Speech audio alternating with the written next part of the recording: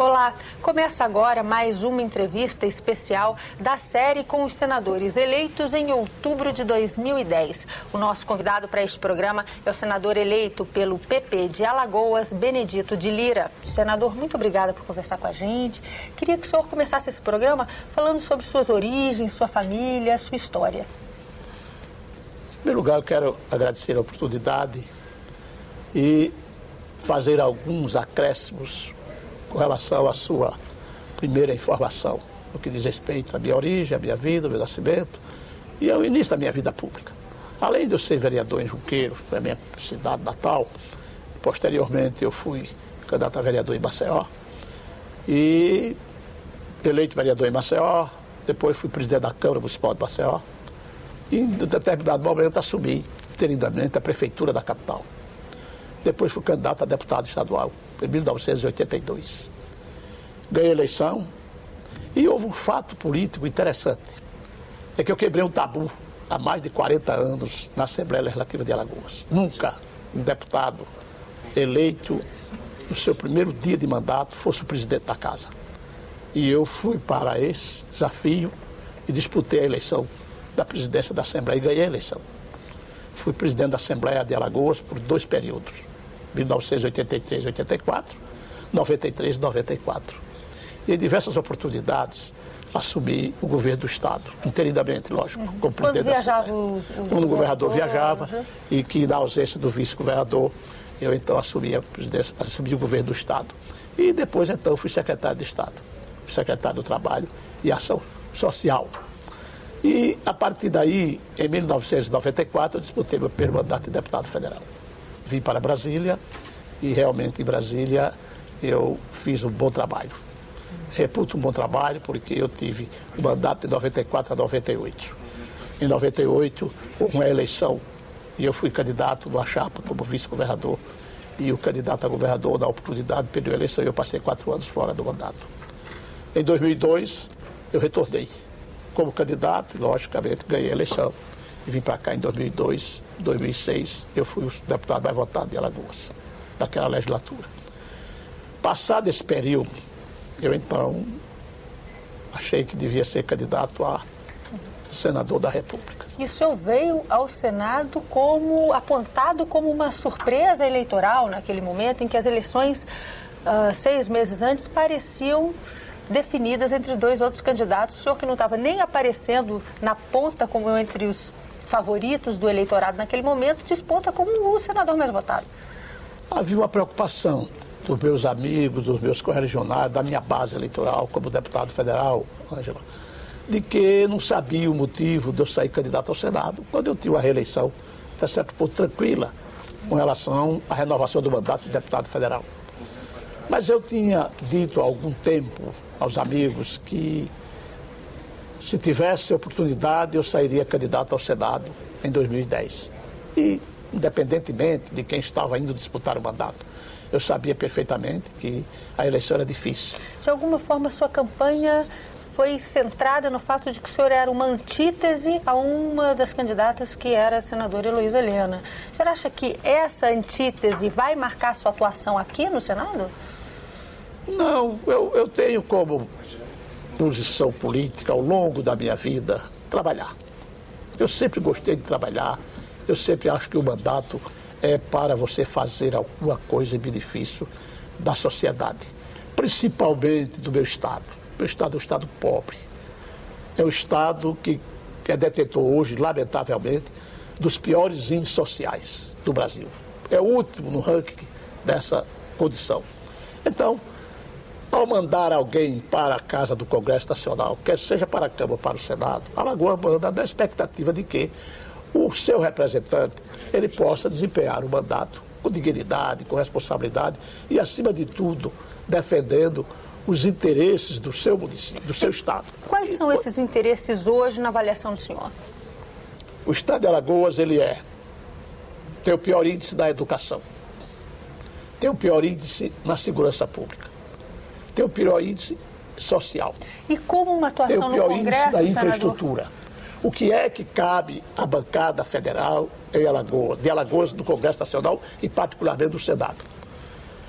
E para reivindicar ao governo as ações que possam minimizar essas dificuldades.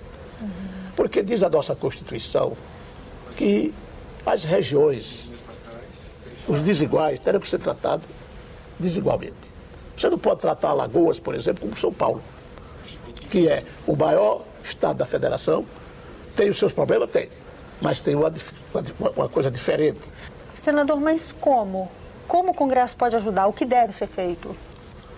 O Congresso tem importância fundamental na vida dos estados e do Brasil.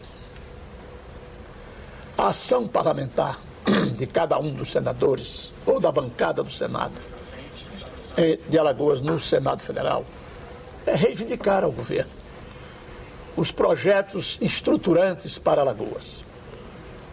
Os projetos para que Alagoas possa realmente sair dessa condição de o estado mais violento do Brasil. O estado de Alagoas é o menor do Brasil, o penúltimo do Brasil. Não pode carregar consigo essa pecha de que é o mais violento do Brasil. O que é que está faltando? A ação do governo federal no que diz respeito à segurança pública, de uma maneira geral e particularmente no estado da qualidade do meu estado de Alagoas.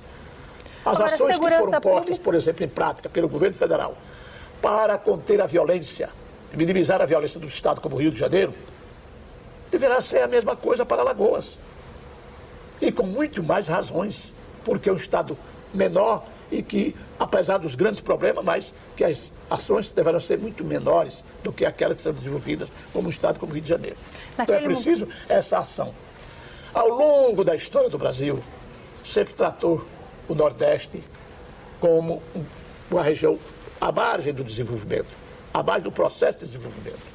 O presidente Lula, bem da verdade, foi quem melhor olhou para o Nordeste. Descobriu que a região Nordeste é uma região de primeiríssima qualidade do Brasil. Precisava ter realmente alguém que tivesse essa preocupação. E o presidente fez investimentos extraordinários na região.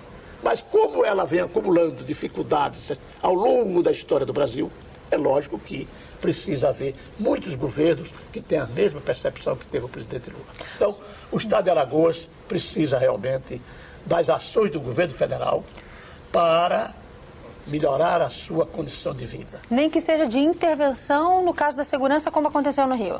Sim, exatamente. O governador agora, recentemente, fez um encontro com o ministro da Justiça, que se deslocou daqui para Alagoas com toda a sua equipe técnica e, num dia de trabalho com a equipe técnica da Segurança Pública de Alagoas, deverão ter encontrado os caminhos para que a gente possa, a partir daí, começar a exercer ações que possam minimizar as dificuldades no que diz respeito à segurança pública. Não é concebível. A sua atuação vai ser no sentido de acompanhar a execução desses projetos por meio do Executivo? A ação que eu deverei desenvolver aqui no Senado Federal é não só acompanhar, mas de cobrar. Porque o acompanhamento, muitas vezes, ele não se faz no momento que você deseja, ou que você quer, ou que as ações exigem. É cobrar do governo, cobrar as ações do governo federal, cobrar as ações do Ministério da Justiça para com a segurança pública, cobrar as ações do Ministério da Educação para que Alagoas saia realmente do pior índice no que diz respeito à educação do Brasil. É o último estado da federação no que diz respeito ao índice de melhoria da educação. Senador, vou lhe interromper, a gente vai dar um pequeno intervalo. Nós estamos conversando neste programa com o senador Benedito de Lira, eleito pelo PP de Alagoas. No próximo bloco, ele conta para nós um pouco da sua trajetória de vida e da sua trajetória política. Até já.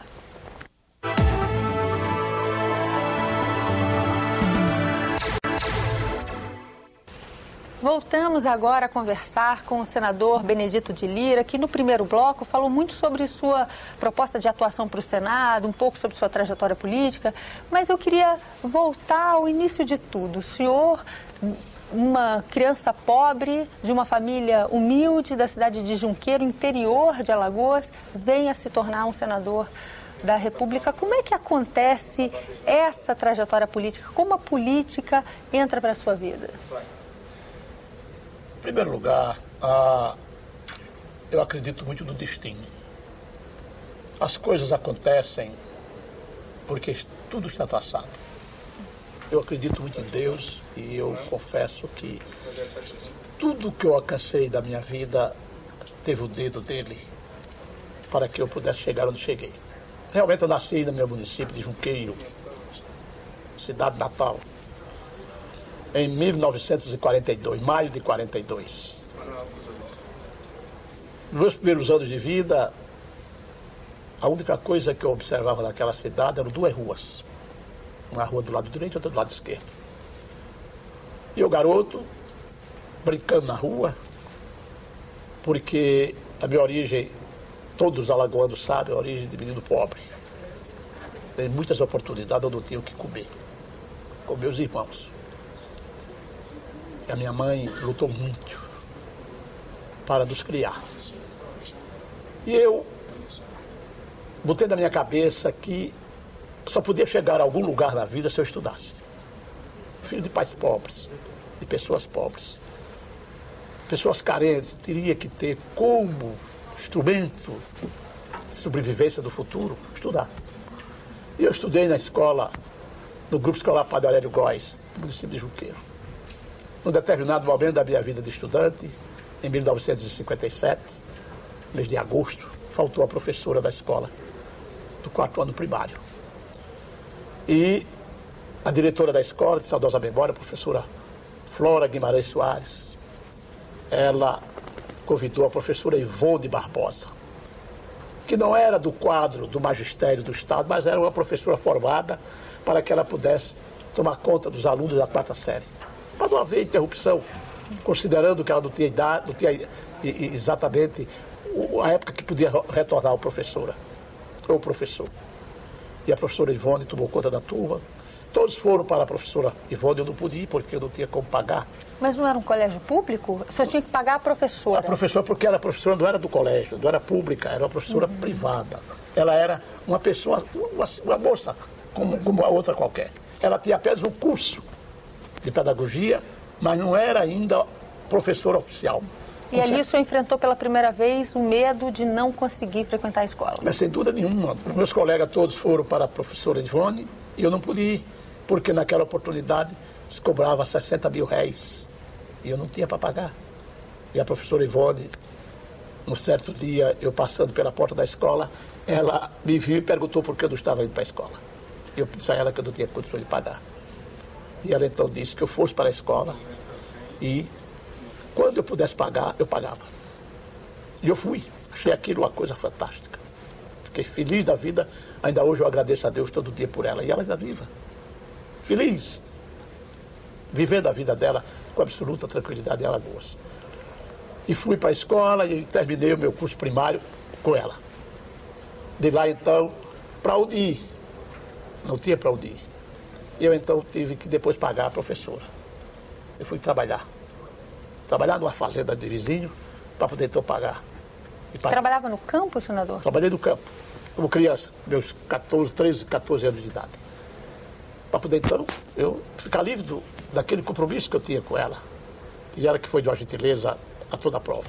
Então, eu tenho esse sentimento de gratidão para com essa professora. E terminei o meu curso primário, e para onde? Na minha cidade não tinha um colégio, não tinha ginásio. Eu fui para Satuba. Satuba é uma cidade hoje próxima de Maceió, que faz parte da grande Maceió, e que tinha a Escola Agrícola Floriano Peixoto. Eu fui para Satuba fazer exame de admissão, fiz meu exame de admissão, passei, mas ao mesmo tempo, naquela época, fazia o exame médico. Eu era muito garoto, pequeno, aliás, raquítico, subnutrido, melhor dizendo, e o médico achou que eu não tinha condições físicas de ficar na escola. Me reprovou no exame médico. E eu pedi, implorei, mas não teve jeito. E eu fiquei, por incrível que pareça, eu fiquei na escola, no andar clandestino. Eu não era aluno matriculado. Mas o senhor frequentava da mesma maneira? Mas eu fiquei na escola como se estivesse sendo ouvinte. Eu ia para a sala de aula, assistia às aulas, fazia as provas, guardava, porque o meu nome não constava na caderneta, porque eu não era aluno oficialmente matriculado. Somente em agosto de 1957, com a interferência do vice-diretor da escola, Marense da Costa Barros, saudosa memória, é que eu passei a ser aluno da escola. Porque aí o médico reconsiderou o seu laudo e me considerou apto para estudar. E eu estudei na escola durante meus 5, 6 anos. Fiz até o primeiro ano do técnico agrícola. Depois fui para Maceió, para enfrentar a vida, porque eu era rico de família e precisava trabalhar. Isso em 1966. Eu tinha um amigo que era amigo das pessoas mais carentes de Alagoas, que era político. Deputado Tarcísio de Jesus, de saudosa memória. Aí começa a sua relação com a política. Um dos homens mais decentes da política de Alagoas. Naquela oportunidade, eu era ligado ao Tarcísio, porque ele também era diretor de uma escola, por nome de Colégio Hélio Lemos, em Maceió. Colégio que tinha como finalidade ajudar a educar os jovens pobres. E eu lembrei da minha vida quando comecei a minha vida de estudante. E, senador, quando o senhor decidiu ser candidato? Tarcísio Veio Jesus, dessa relação com em 1966, Tarcísio Jesus era deputado estadual. E foi para uma reeleição. E tinha havido um descompasso político no município, no nosso município, dele e meu, Junqueiro. E eu, então, me juntei a ele para ajudá-lo na campanha. Para andar na rua, para ter o microfone da boca, para dar frente, para você falar, para andar, enfim, para pedir voto. E eu, então, naquela oportunidade, eu posso ser candidato a vereador, porque ajuda melhor. E saí candidato a vereador. Trabalhava em Maceió durante a semana e no final de semana ia para lá para fazer política, para pedir voto. E os amigos dele, os parentes, essa coisa, juntaram-se. E o fato é que eu me elegi vereador em Junqueiro. O senhor não esperava ser elegido? Não, porque eu não tinha nenhuma ação política, não tinha tradição política, não tinha condições políticas, que era diferente, a política daquela época era diferente da política de hoje. E depois que o senhor entrou para a política, o senhor nunca mais Aí, deixou? a partir daí, eu fui candidato depois, fui para Maceió, arranjei um empregozinho em Maceió, e comecei a trabalhar em Maceió. E eu, então, comecei a fazer política ao lado do deputado Tarcísio de Jesus. E em 1972, aí eu saí candidato a vereador em Maceió. Olha, diferença estúpida. Saí, o menino pobre do interior de Junqueiro, para chegar na capital e disputar voto, mas o deputado me ajudou. Tarcísio de Jesus foi o meu padrinho político naquela oportunidade. E quais são eu me elegi vereador em Maceió. E a partir daí comecei a fazer política em Maceió. Em 1976, eu fui para a reeleição. Ainda em Maceió, ganhei a eleição. E em 77, que foi quando nós tomamos posse do segundo mandato, aí eu disputei a presidência da Câmara Municipal de Maceió. E naquela oportunidade também ganhei a presidência da Câmara Municipal de Maceió, fui presidente da Câmara. E em 1977, no mesmo ano, por viagem do prefeito, eu assumi a prefeitura de Maceió interinamente. E dessa experiência, o senhor tirou algum grande projeto ou trajetória que passaria a marcar a sua visão política? Eu me debrucei muito no que diz respeito à educação. Até porque o senhor passou pela experiência de não poder poder educação, e eu dizia naquela oportunidade, todos os dias eu pedia a Deus que o dia que eu tivesse a oportunidade, eu ia enveredar por este caminho da educação, ajudar as pessoas carentes a também estudar. Foi quando nós criamos o Colégio Hélio Lemos em Maceió, que era diretor o doutor Tarcísio de Jesus, deputado Tarcísio de Jesus. E eu era auxiliar dele. Fui para lá como assessor de disciplina, depois então assumi a secretaria e depois eu mandava no colégio tanto quanto ele. E comecei ali a ajudar as pessoas carentes. Ninguém chegava lá para dizer não posso pagar para não estudar. Estudava pagando ou não pagando. Essa era a meta dele e a minha meta. Por quê? Porque eu fiz uma retrospectiva da minha história, como eu não pude pagar. Encontrei uma pessoa que me deu a oportunidade de estudar. Estudei toda a minha vida na escola pública. E a partir dali eu comecei a fazer esse trabalho. E quando foi em 1982, o deputado Tarcísio de Jesus saiu da vida pública e eu disputei o mandato de deputado estadual. Senador, nós vamos dar mais um intervalo. Nós conversaremos no próximo bloco um pouco ainda sobre a história de vida do senador e especialmente sobre as bandeiras que ele tem defendido no Congresso e vai continuar defendendo. Até já.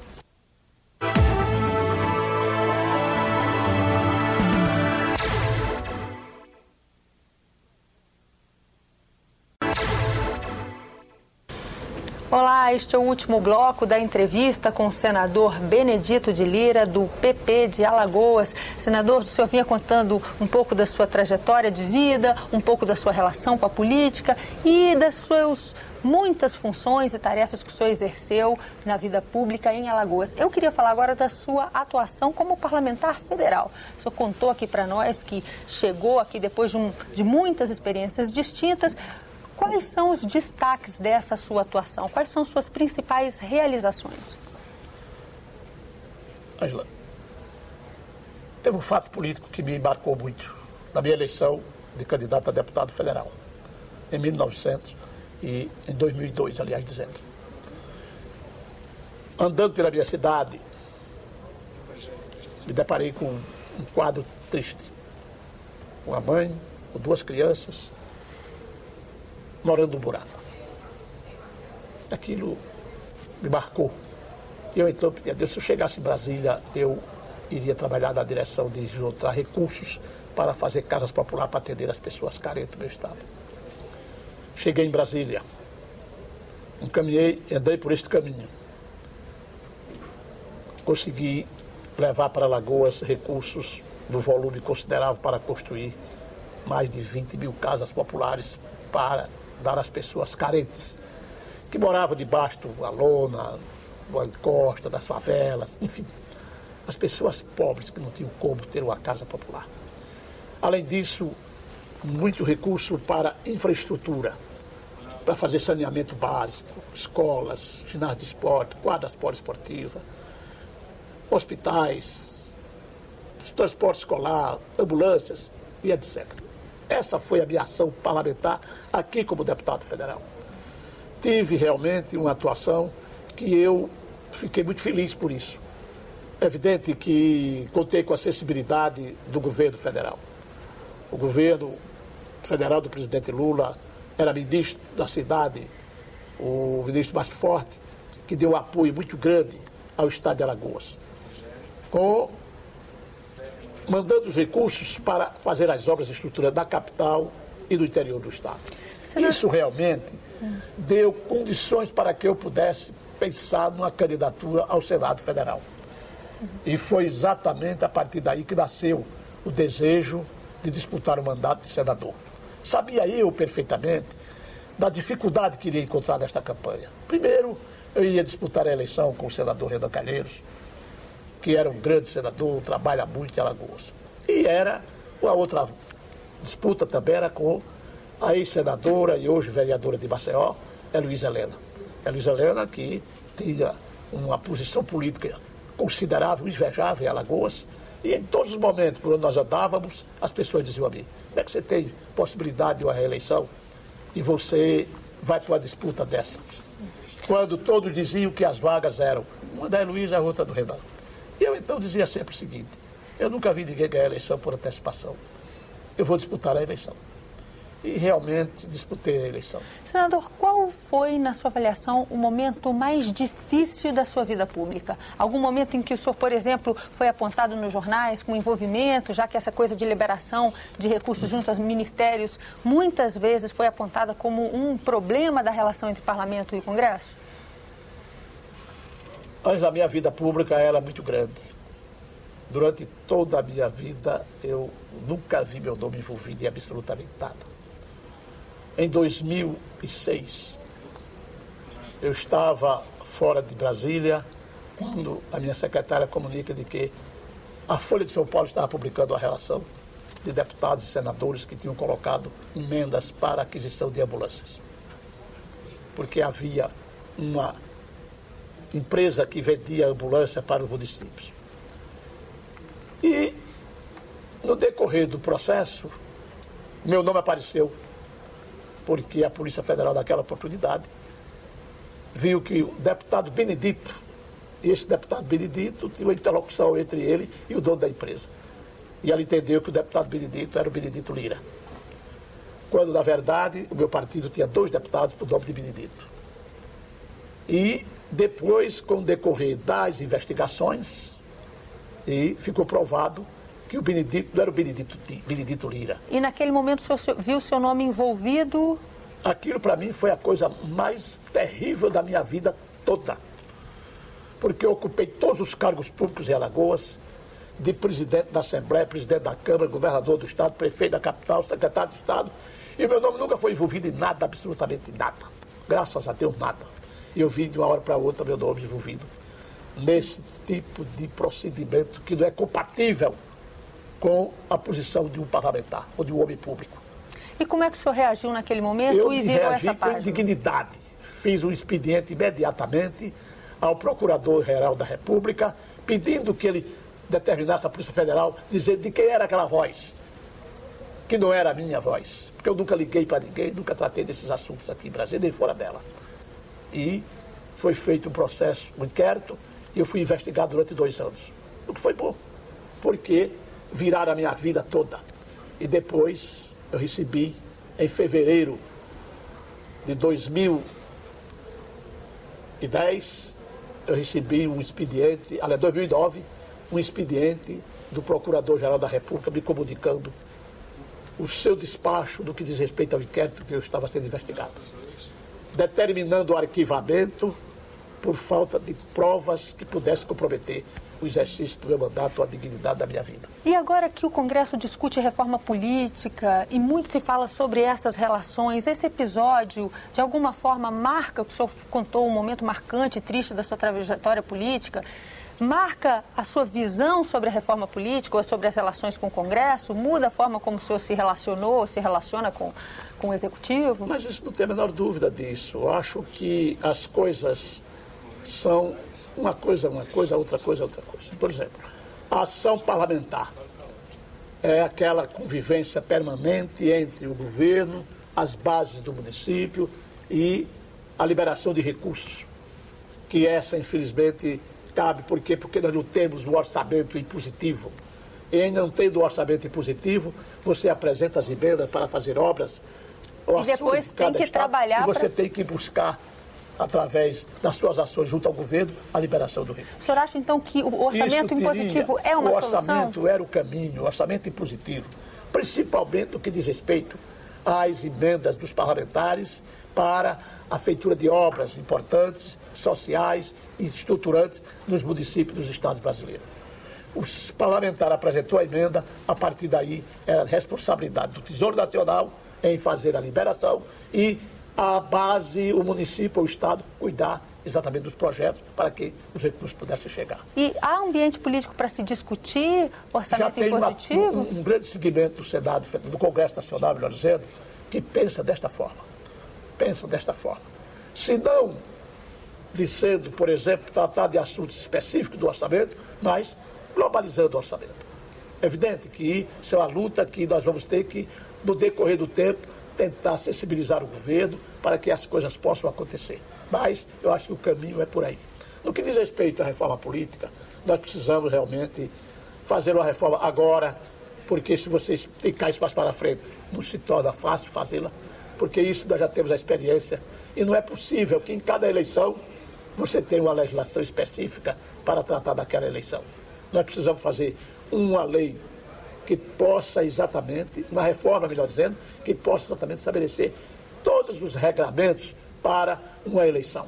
Nós temos, por exemplo, problemas aí nas coligações. E agora está havendo aí um conflito entre a decisão do Supremo e a decisão das casas do Congresso Nacional, se aceita a decisão do Supremo ou se não aceita a decisão do Supremo. Que é aquela de que o parlamentar, ao ser substituído, ou suplente, ele deverá ser do partido e não da coligação, como era até então. O senhor diria que esse é um dos principais pontos hoje para a reforma política que o senhor acha necessário? Você precisa acabar com esse conflito entre o que decidiu o Supremo, através de uma liminar, e o que diz o Congresso Nacional. É uma ação que eu acho que a legislação eleitoral diz respeito específico e exclusivamente ao Congresso Nacional.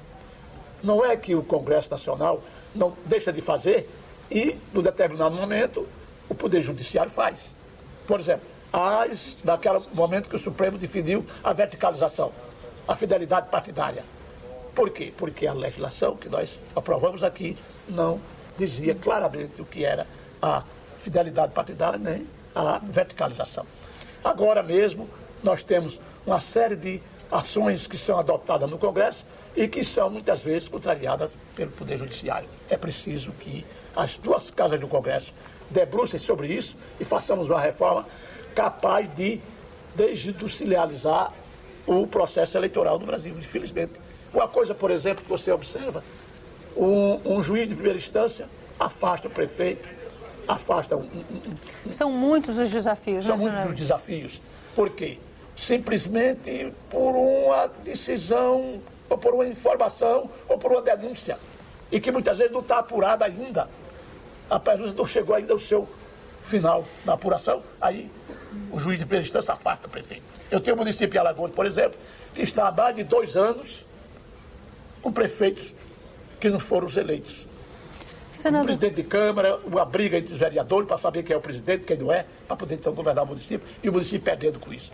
Tira um hoje, amanhã reassume o titular, depois de amanhã volta. Isso só traz problema e dificuldade para o município, que passa 4 anos sem ter absolutamente a menor condição de nada. Senador, muito obrigada por essa conversa. Nós conhecemos aqui um pouco da vida e das propostas do senador Benedito de Lira, eleito pelo PP de Alagoas. A você que nos acompanha mais uma vez, muito obrigada pela atenção e até a próxima.